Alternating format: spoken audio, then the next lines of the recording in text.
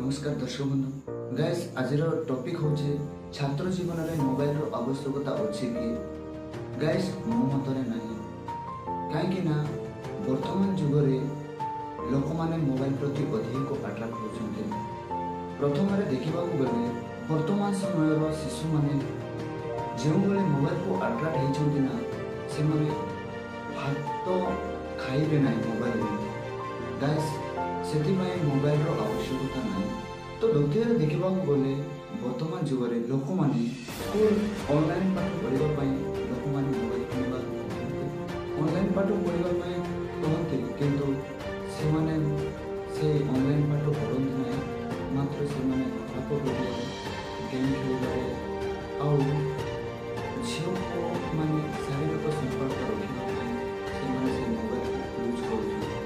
तो द्वितीय देखा गले वर्तमान जुगरे लोक मैंने पाठ न पढ़ी झील पुआ मैंने रात्र समय शारीरिक संपर्क विवाह नहेबा आगुरी रखिपार।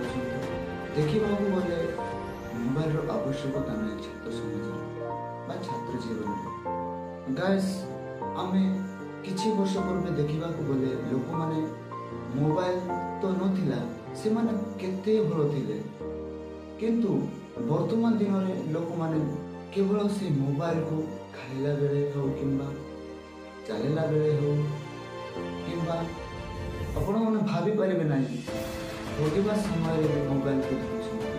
गाइस दुनिया एमती गति करूची लोक मान को पागल कर देछे मोबाइल।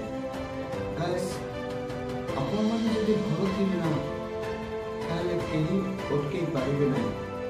ए मोबाइल को जदि धरिबा को चाहिए ना तो चाहिए नहीं। सपोज धरनी तो जदि जनक हाथ में मोबाइल अच्छी खेलवाई जावा कहले से खेलवाई आसब भाई बुलवाई जावा कहले बुलवाई आसब भाई आज गोटे गाँव को जावा आज मैरेज अच्छी कि जेकोसी विषय हो डाक ना से आसब ना। गाइस मोबाइल एमती अट्रैक्ट कर मोबाइल ब्रश कला बेले आउ खाइबा बेले शोला बेले सब से मोबाइल लेके मनीष को अट्रैक्ट कर मो मत मोबाइल आवश्यकता नहीं। गाइस आपणकर कौन आवश्यकता अच्छी कि कौन मोबाइल बिना रही पारे ना।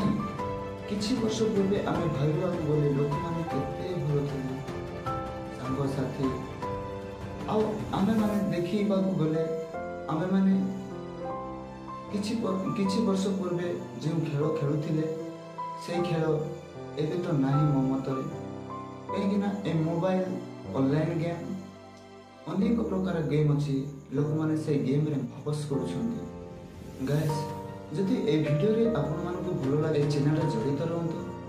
ए चैनल रे जड़ित रहबा पई हेले यूट्यूब चैनल को सब्सक्राइब करंतु और ए प्रकार वीडियो लोक मान को शेयर करंतु जेमति से माने जानि पारबे। किंतु ए सेशन में कहबा जाउछे कमेंट करबा भूलिबे नै ए वीडियो केमिति लागे जदि भूल दिले ए वीडियो रे मते क्षमा करिवे आउ नेक्स्ट वीडियो रे आपन मो पई एको नवा विषय आनिबे। तो तमे वेट करि बुझंतु।